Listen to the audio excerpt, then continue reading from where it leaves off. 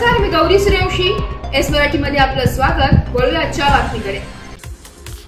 दिंडोरी तालुक्यात गेल्या काही दिवसांपासून पावसाने विश्रांती घेतली होती. त्यानंतर आज गुरुवार दिनांक 14 ऑगस्ट रोजी पावसाने दुपारनंतर हजेरी लावल्याने शेतकऱ्यांमध्ये समाधान व्यक्त करण्यात येते.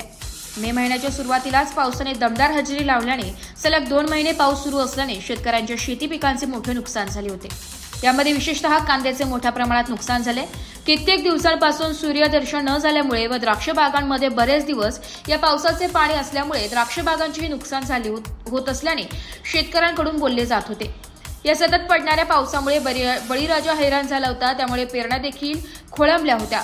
मात्र पावसाने उघडीत देताच शेतकऱ्यांनी उशीर का होईना शेताची मशागत करून या पेरण्या करून घेतल्या.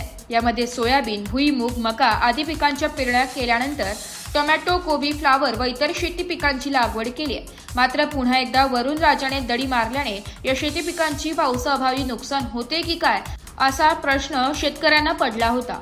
मात्र गेल्या 2 दिवसांपासून वातावरणात बदल होतो. हवामान खात्याच्या अंदाजानुसार तालुक्यात आज दुपारनंतर अनेक ठिकाणी पावसाने हजेरी लावल्याने शेतकऱ्यांच्या चेहऱ्यावर आनंदाचं वातावरण दिसत आहे. एस मराठी न्यूजसाठी बापू चव्हाण, दिंडोरी. अशाच नवीन ताज्या घडामोडी जाणून घेण्यासाठी आमच्या एस मराठी न्यूज चॅनेलला लाईक करा, शेअर करा, सबस्क्राईब करा आणि बेल आयकॉनला क्लिक करायला विसरू नका.